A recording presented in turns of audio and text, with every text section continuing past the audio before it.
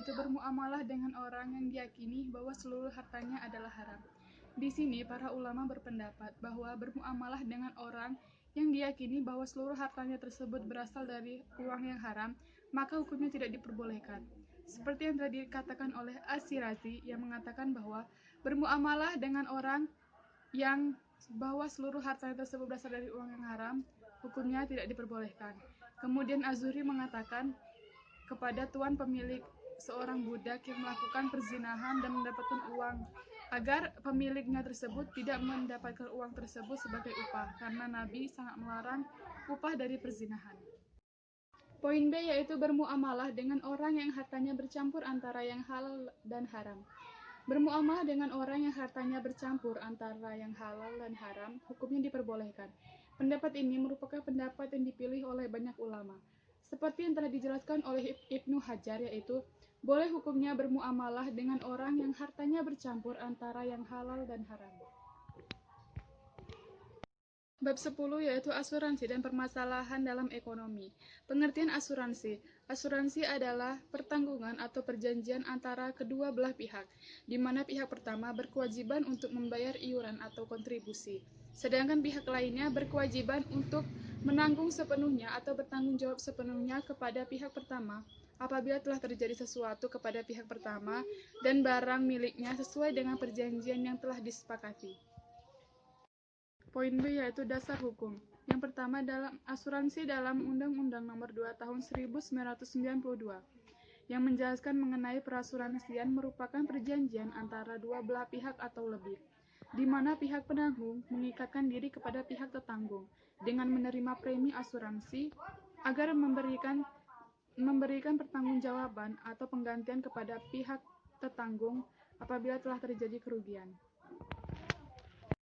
Asuransi dalam Kitab Undang-Undang Hukum Dagang. Definisi asuransi menurut Kitab Undang-Undang Hukum Dagang tentang asuransi atau pertanggungan seumurnya.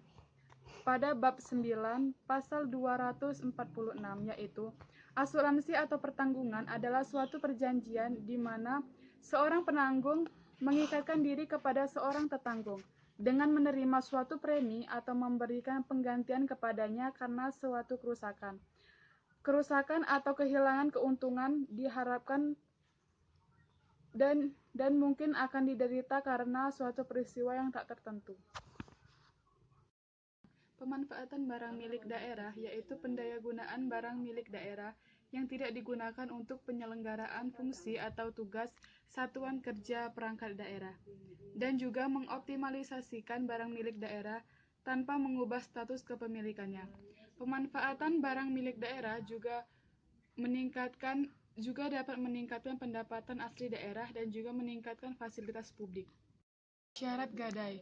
Syarat gadai meliputi 3, yaitu adanya pelaku. Adanya pelaku akad di sini harus memenuhi syarat yaitu balik, berakal, tidak terpaksa, dan tidak dalam status pengampunan. Yang kedua yaitu adanya objek akad.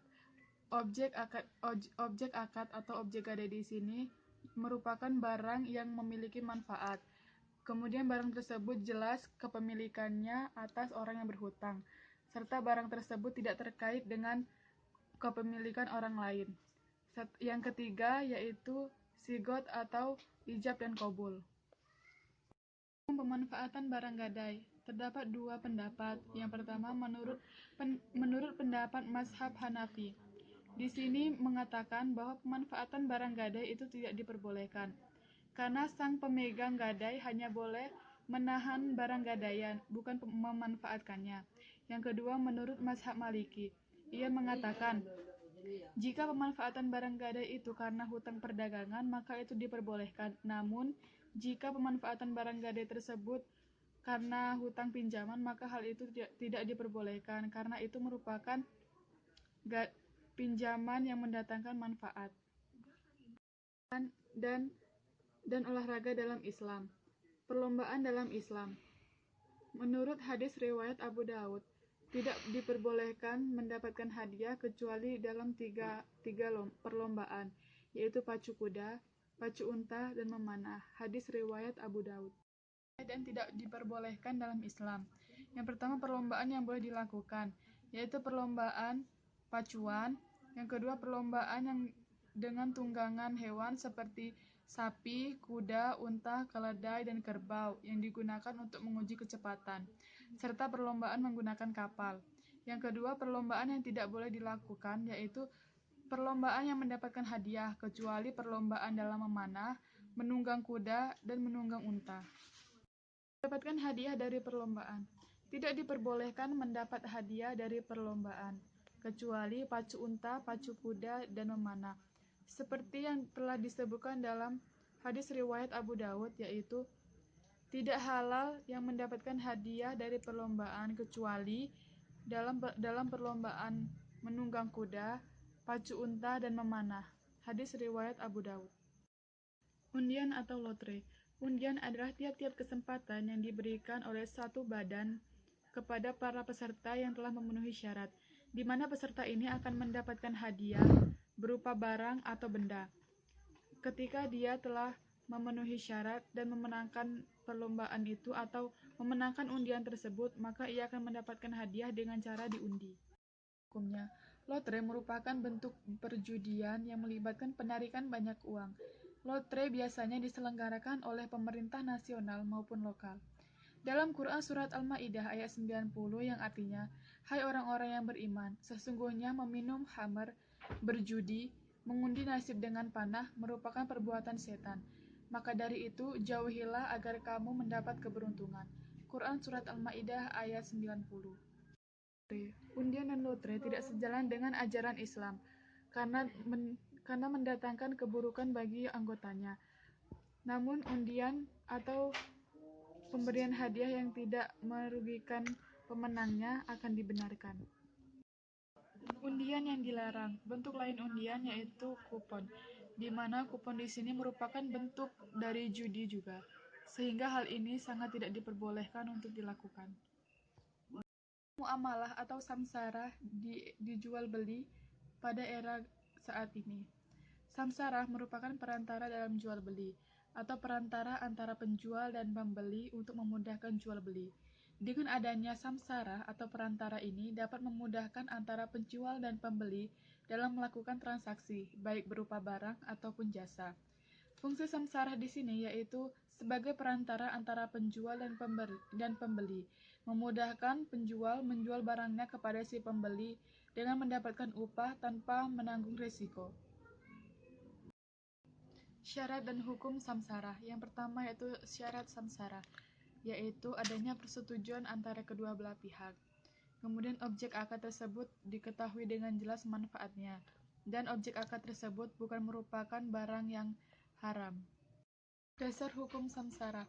Hukum Islam memperbolehkan profesi samsara. Berdasarkan surah Yusuf ayat 72, upah samsara merupakan halal, karena samsara atau makelar merupakan profesi dalam bidang jasa yang menggunakan prinsip tolong-menolong, sehingga hukum dalam profesi ini yaitu mubah. Dropshipper adalah penjual, pengecer, atau orang yang ditunjuk menyelesaikan atau mengurus permasalahan produk untuk produsen, penjual, atau grosir. Dropshipper adalah orang yang telah ditunjuk untuk menyelesaikan atau untuk melakukan perjanjian atau kesepakatan antara pengecer kepada produsen untuk pemasaran suatu produk. Reseller. Reseller merupakan orang yang menjual kembali barang dari supplier kepada konsumen. Untuk menjadi seorang reseller, kita harus memiliki modal sendiri dan harus membeli barang langsung dari supplier. Kemudian kita sebagai reseller harus menyetok barang terlebih dahulu.